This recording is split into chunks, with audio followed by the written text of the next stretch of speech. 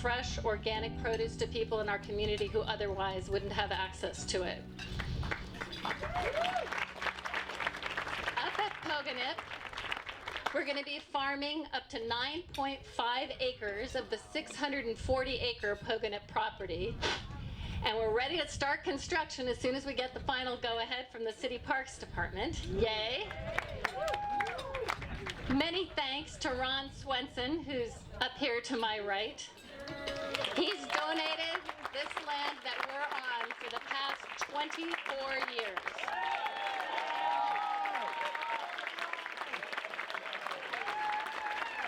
Ron, could you stand up? People are asking to see you.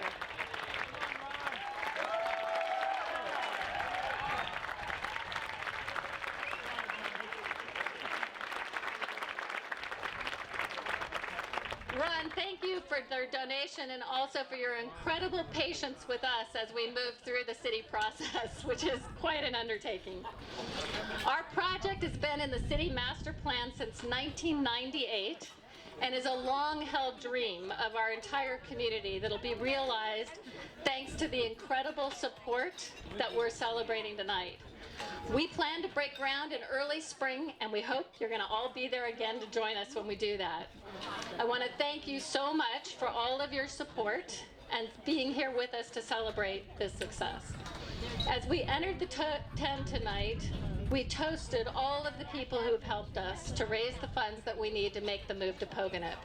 The Homeless Garden Project's Board of Directors, I'd like to ask all of those people to please stand for a minute.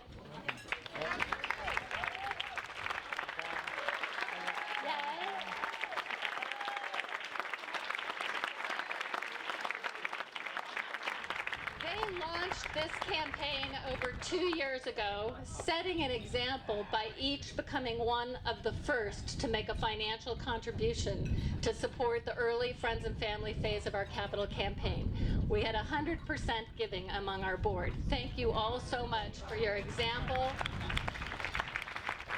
and for your leadership. The board set an initial campaign goal a couple of years ago. Solar. We need some solar.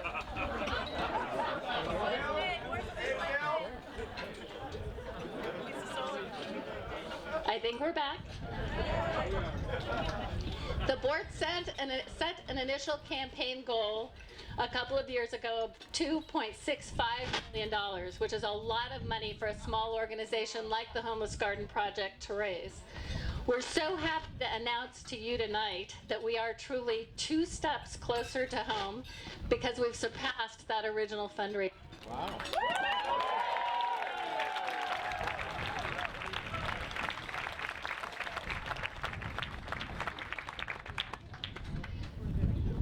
When the governor signs the state budget passed by the legislature this past Thursday, we will have raised more than $3.2 million from 81 individuals.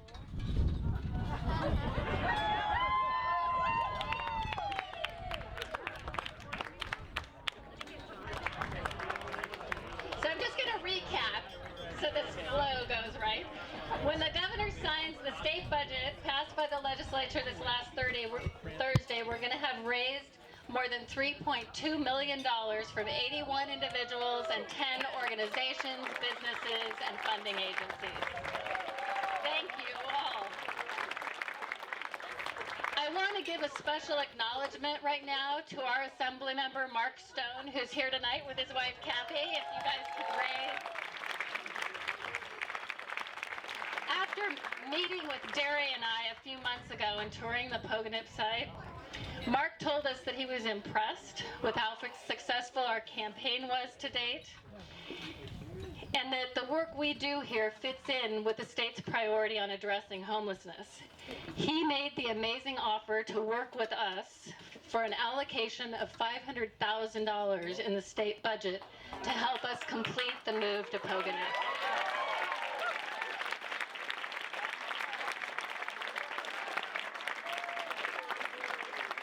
That amount was in the budget approved by the legislature this week and now awaits the governor's signature, which we're very confident that we're going to get. I am.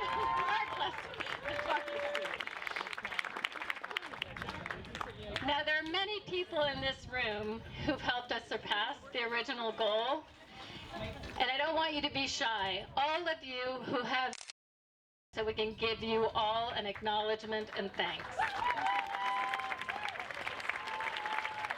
on.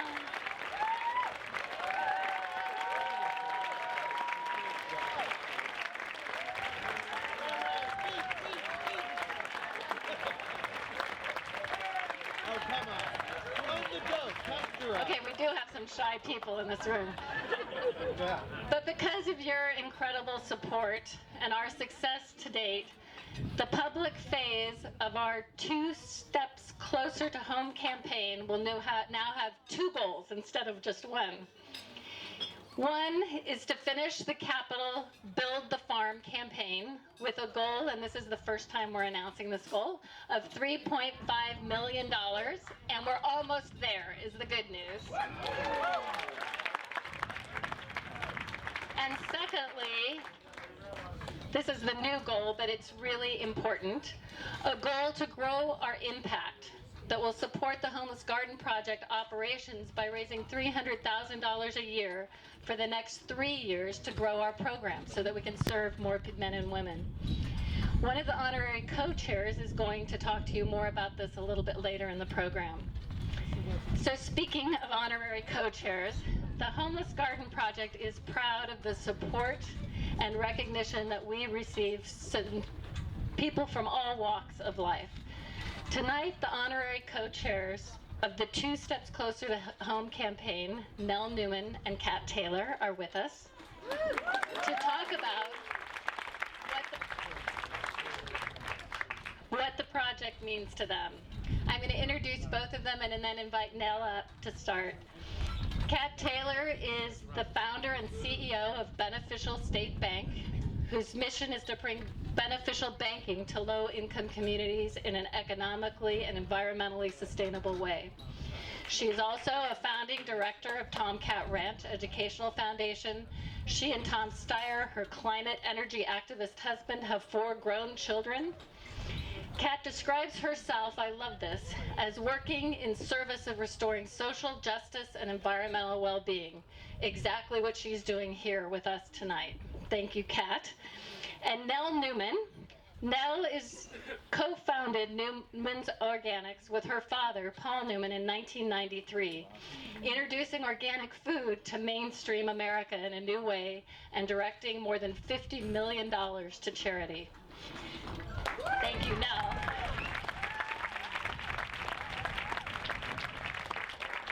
At the end of 2014, Nell moved on from the company and now pursues other philanthropic opportunities in the world of sustainable agriculture and conservation. Nell is a longtime supporter of the Homeless Garden Project, its mission, and its work to expand access to organic products. Nell, thank you for everything that you do and for being here to speak to us tonight. Welcome.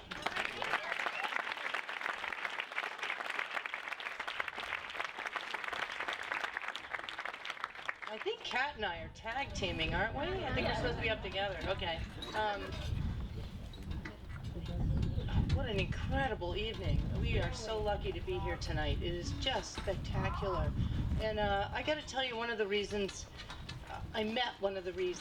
that I come here tonight, it's going to make me cry. When I went to the restroom, I bumped into a guy named Richard.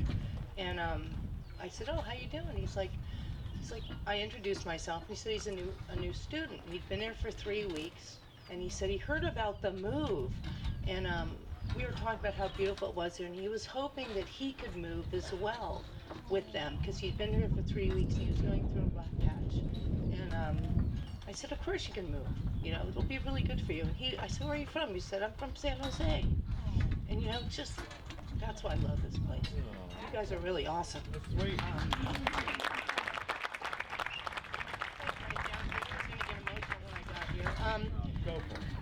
You know, I had the privilege of being raised by 2 very talented and empathetic parents. My mother was raised in the South, and her father was a high school principal, and he picked peaches in the off season to make it by because he didn't make that much money. My father's family was middle class, and he was always very humble about his success as an actor. It's just luck, he said. What if I'd been born with brown eyes? I love the irony of that. You know, one's first perspective really shapes your views on something. I'll never forget when I was very little, and my siblings don't remember this because I think I was the only one that was born at that time. I came home from school one day, and my mother said, there's somebody staying in the guest room. His name is James. He didn't have a home, so I brought him home to have a place to sleep. And the next morning we had breakfast together. And when I came back from school, I said, "Where's James?" And she said, "We found him a place to stay." And it was just such an interesting experience, you know, with one's first concept of homelessness. My parents were always very generous, and I had a similar experience with my dad in New York once when I lived there at the age of 19. We walked around through the city, and it was really cold, and we were freezing to death and walking back to our nice warm apartment, and there was a guy in a box over the subway grate, and this is 1978, and Dad walked over to the guy, and he stuck out his hand. He said, "Hi, my name's Paul. What's yours?" And the guys they talked for a couple of minutes, and Dad said, "Well, good luck," and he slipped him some money. And as we were walking away, the guy in the box looked up and he said, "I think you made a mistake. You gave me $100. And Dad said, "Have a beer on me," and we kept going. And I just really think that, you know, he really had a concept of, you know, how lucky he was, that he was born with blue eyes, that he was a successful actor. And 5 years later, he started Newman's Own and donated all of his profits to charity. Your turn, Kat. We are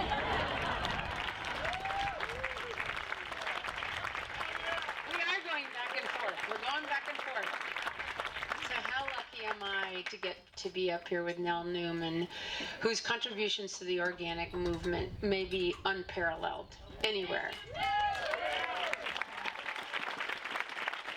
Totally important. And both of us are very devoted to the Homeless Garden Project for good reason, the same reason that you're likely all here. But I want to represent also my husband, Tom Steyer, who wishes he were here. He's green with envy. He holds a dear spot in his heart for Homeless Garden Project. But the problem is he's pretty busy on Need to Impeach still. Just saying. I bet a lot of people here get his emails. And most importantly, focused on the 2020 election. It's time to bring people together to resist fascism and restore democracy, and it's nothing less than that. But tonight, our foremost focus is on Homeless Garden Project and the work that it has done so well and for so long. And when I thought about it from an emotional standpoint, I really had to recognize that what Homeless Garden Project means to me is a recognition of the indelible connection between healing and creating. Creating produce, 9,000 pounds of it, I think, for community-based organizations, but really creating life and love for so many people. And especially in a time when I think we're undervaluing and underdeploying the contributions of differently abled people. We have to start connecting again together and recognizing the value that everybody brings to the work ahead of us. It wouldn't be Kat Taylor if I didn't delve into some system stuff that I work on all the time at Tomcat Ranch and at Beneficial State Bank. And I thought about the parallels also between industrial agriculture and this pandemic of inequity and suffering that's all around us. Whether it's the housing and homelessness crisis, or the addiction crisis, or the political crisis, we have to dismantle these large concentrations of power represented by industrial ag and many other systems if we are to survive as a human race. And it begins beneath our feet. Too long have we been told to consider soil as a vessel instead of a living system. A vessel that we are counseled to fill up with chemical inputs, purchased at great expense, and indebting land stewards to financial organizations who then commodify the product to trade in commodity futures trading markets. This is our food. This is a basic necessity of life.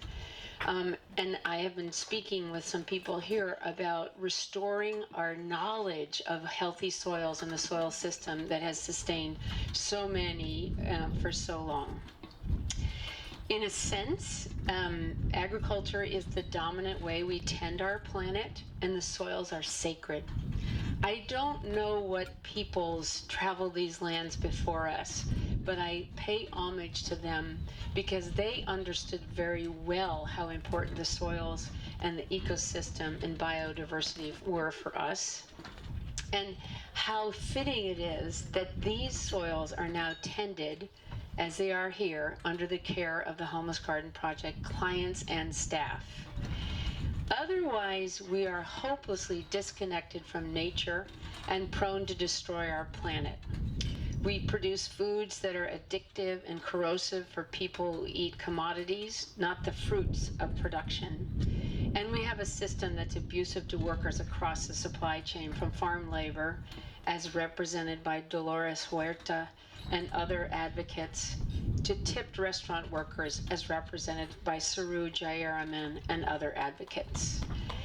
And the industrial agricultural system has contributed to the geopolitical mess we now find ourselves in, with Mexico, who was the nation who sent us through the Braceros program, the farm labor that brought in our harvest when the rest of us were off in World War II. Living off the land has had a noble legacy, which is now stigmatized through terms like subsistence farming and by not allowing land stewardship to be an alternative to homelessness. So my hat is off to Homeless Garden Project, and I'm passing it back to Nell in the tag team. But thank you for indulging this trip through systems thinking.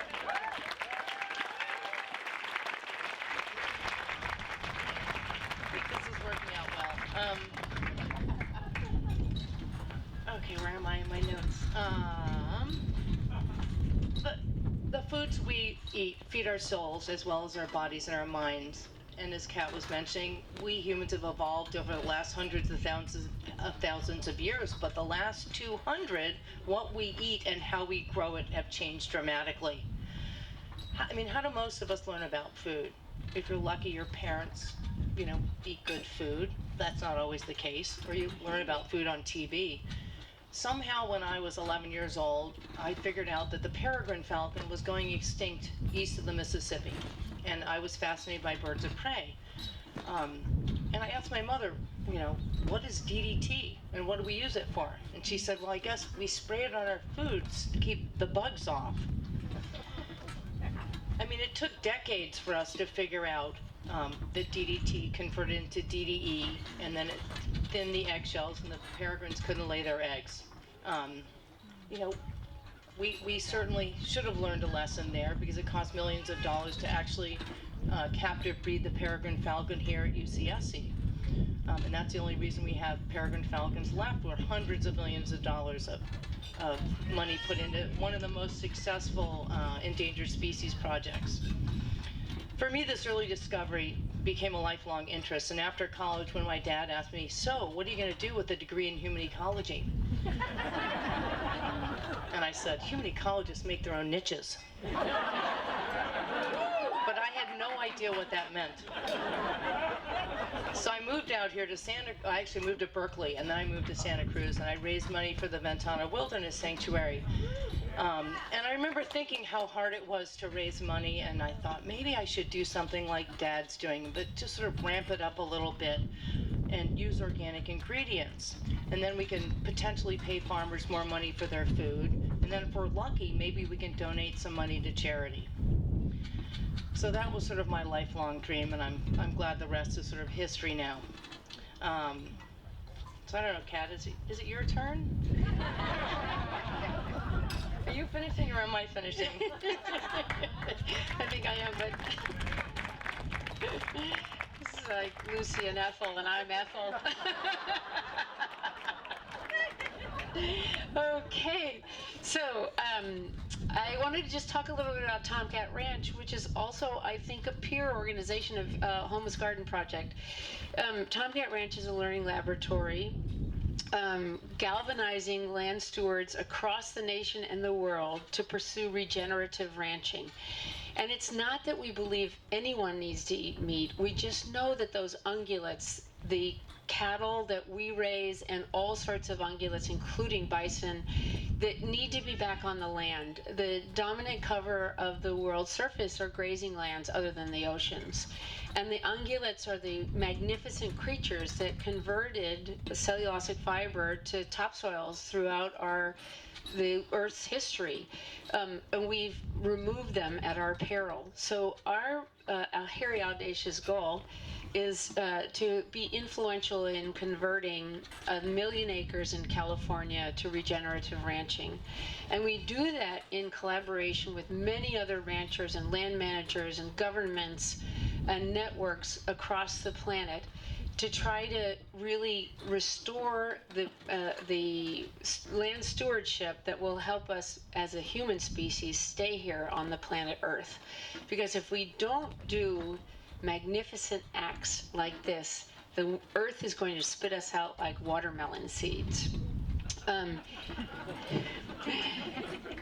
The point of the ungulates is that through the photosynthetic process and their grazing and the magnificent microbial community beneath the soil, we could actually resequester massive amounts of carbon into the deep topsoils, out of the oceans and the air where we cannot tolerate it anymore.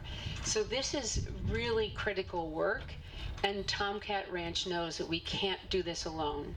So we collaborate extensively and try to create a model that can be replicated and scaled in other places, especially based on evidence-based science on site and lent to other land managers. I think all of you in this tent are making possible a demonstration project of magnificent import here at Homeless Garden Project that could be replicated and scaled throughout our divided country to help so many people and restore the proper place of agriculture, healing, and creating in our nation. So thank you very much. We'll be back, of course, to talk a little bit about the campaign. But humbly I offer, as a Girl Scout singer, a song. If it's magic, then why can't it be everlasting? Like the sun that always shines, like the poets in this rhyme, like the galaxies in time. If it's pleasing, then why can't it be never leaving? Like the day that never fails, like on seashores there are shells, like the time that always tells.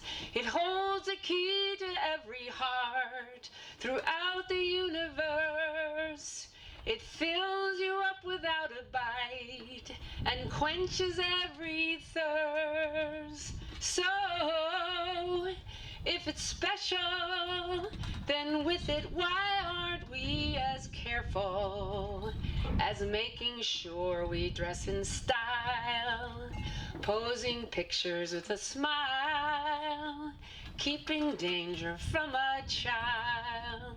It holds a key to every heart throughout the universe. It fills you up without a bite and quenches every thirst. So, if it's magic, why can't we make it everlasting? Like the lifetime of the sun, it will leave no heart undone, for there's enough for everyone.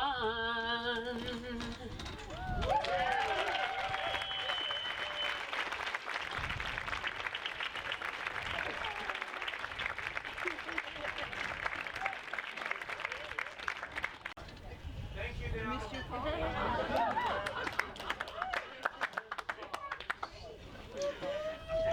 so much, Nell and Kat, for that beautiful talk and song. It took us all the way around. Thank you. And thank you both for acting as honorary co-chairs for our campaign. Really, really grateful. I knew that it was going to be a special night, and it completely exceeded any expectation I could have had. Thank you so much. I'm Dari Ganshorn. I'm the executive director of the Homeless Garden Project. And thank you. I'd like to take a moment to personally thank Kathy and Patrice for guiding this campaign from its very beginning. Your leadership has made a lasting impact on our organization and our organizational capacity. Thank you.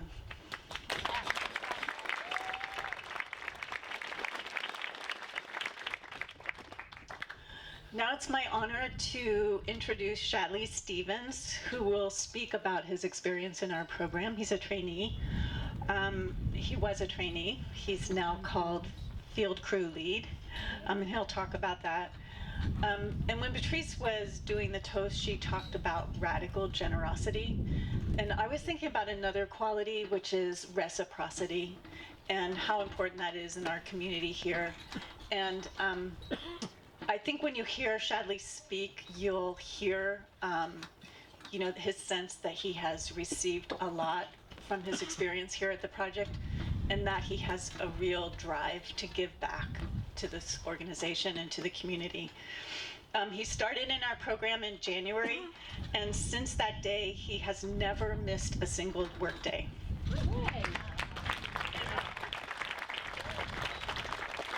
He has given his all to his work here. He said to me, "I like to do everything to the fullest. I never skimp on effort."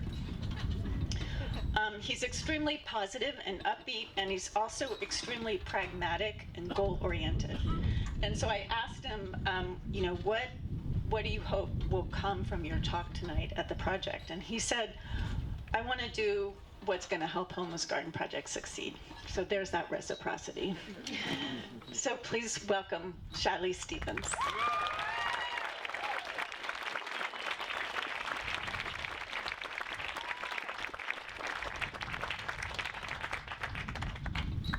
Hi, everyone.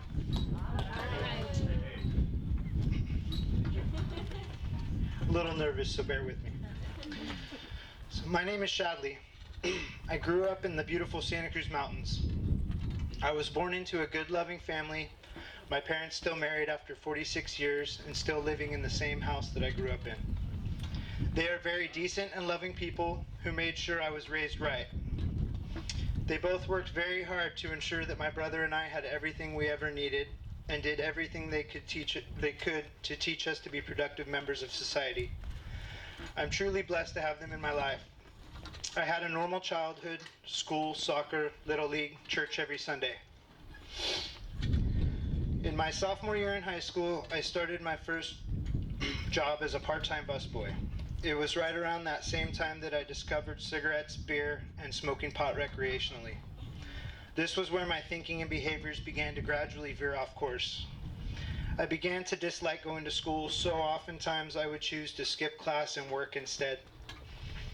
After a while, I found myself skipping both school and work so that I could get stoned, drink, and chase girls. I dropped out of school halfway through my senior year and moved out of my parents' house, couch surfing at random friends' places. Meanwhile, I worked my way up the restaurant ladder and found myself working as a cook, introducing me to a constant party atmosphere. I was ordering unlimited drinks from the bar years before I was even 21, and every night after closing the restaurant, we would stay and drink into all hours of the night. This was when I was first introduced to cocaine, which inevitably led me to methamphetamines. Fast forward a few years, I really began to feel the effects of the restaurant lifestyle. I was constantly drunk or hungover and found myself dreading going to work every day. I stuck with it for over a decade because it was the only thing I knew how to do, but I eventually made the decision to quit cooking and pursue the passion I had in my artwork. I put up a Craigslist ad and started doing graphic design on my own, making enough money to survive, but I still had a very fierce drug addiction. After a very toxic relationship and a brutal breakup, I found myself alone, all alone with nowhere to go. I felt like I had nothing left, so I moved to the streets of Santa Cruz, sleeping in parks and doing whatever necessary to support my habit. I was lost, broken, and dependent on substance. I stopped caring about myself or anyone else for that matter. Days turned into months and months turned into years. I got myself stuck in a vicious cycle of homelessness, incarceration, probation, and drug addiction. I began selling drugs to support my habit, and every time I was arrested, the amount of time got longer and longer. Every time I was released from jail, I had nowhere to go except right back to where I left off. Living on the streets took away all the trust I ever had in people and desensitized me to other people's feelings. I was sick and tired of living like this and wanted nothing more than to be clean and sober, but I had no idea what to do about it.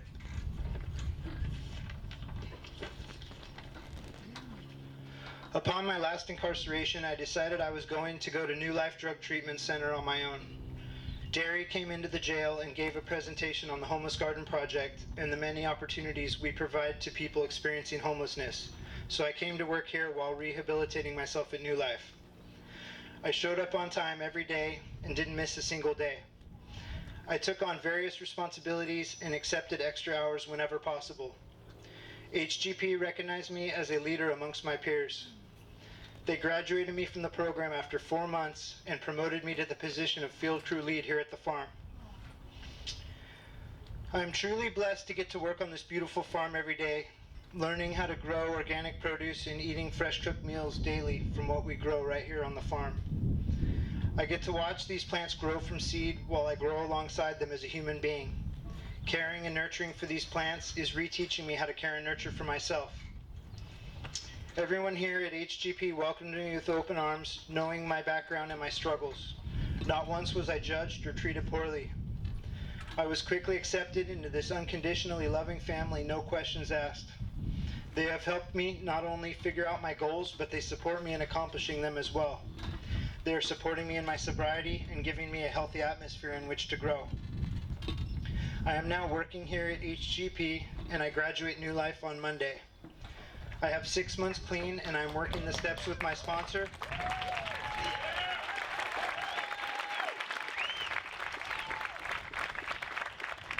I have 6 months clean, and I'm working the steps with my sponsor, and I start my graphic design classes at Cabrillo on Tuesday. I am no longer homeless, and I've learned how to live my life without drugs. I wish to thank everyone here at HGP from the bottom of my heart for another chance at life and for believing in me when I didn't believe in myself. I thank Dari for the honor of sharing my story here with all of you tonight, and I thank you all for being here to support this wonderful program. Thank you kindly for your generous donations and your valuable time. I'm excited to be a part of the Pogonet Project, and what you donate here tonight gives someone like me a great amount of hope. Thank you.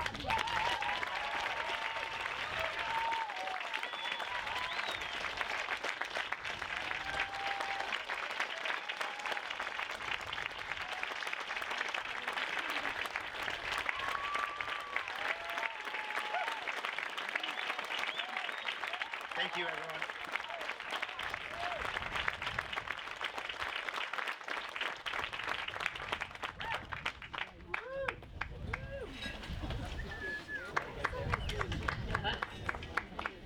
Okay. That's hard to follow. I'd like to ask our table captains to stand. Thank you for your service tonight, on top of everything else you do. And it's time to hand out the pledge forms.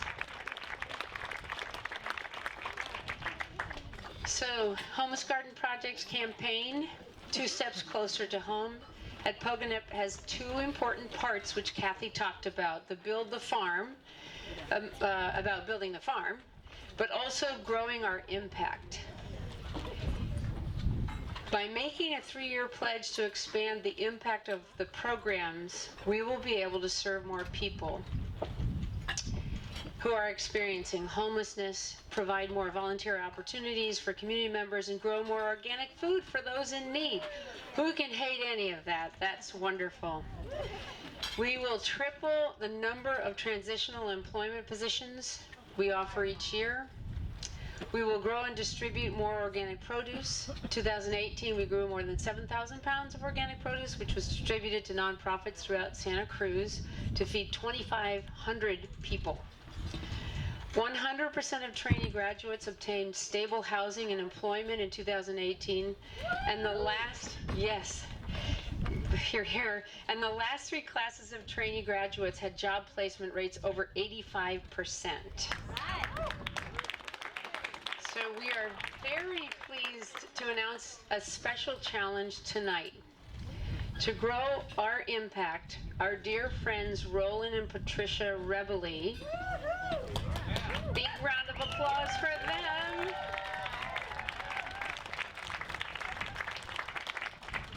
In addition to all the support they've provided to Homeless Garden Project, they are challenging us tonight with a pledge of $30,000 a year for the next 3 years. Thank you so much.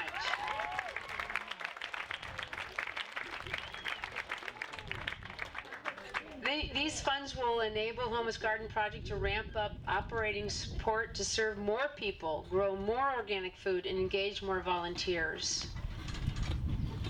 I wanted to ask, on top of this very generous pledge, if Cody Swift would be willing to come up and talk a little bit about his commitment to the ongoing operating needs of HGP as well.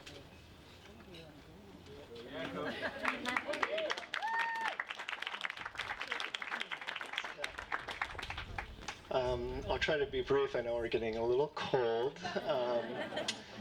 I just want to say a little word about River Styx Foundation, which I've been running for about 11 years with Miriam and Jess, who are here. They're staff at River Styx. And our primary focus is actually psychedelic research, funding the research at Johns Hopkins University and NYU, as well as running a indigenous peyote conservation initiative to conserve the sacred indigenous medicine peyote for the Native American Church. And I just learned they were going to invite me up to talk, and I was like, what else am I going to say? Okay, I think there's a really important link actually between farming, Homeless Garden Project, and psychedelics.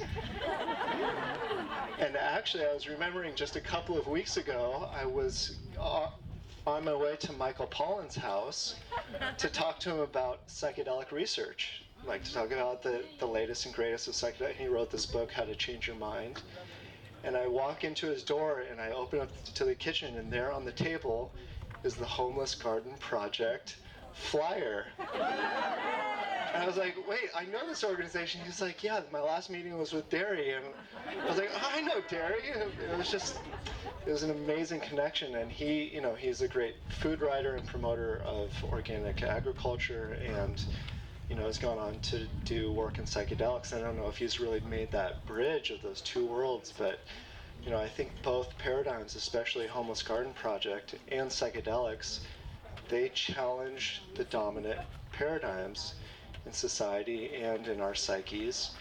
They both teach us about the cycles of life and death, and they also help us to reconcile the shadow parts of our psyches and society. As what Homeless Garden Project is doing, is really bringing homeless people out of the shadows and off the streets and bringing them into our communities to work alongside each other as one.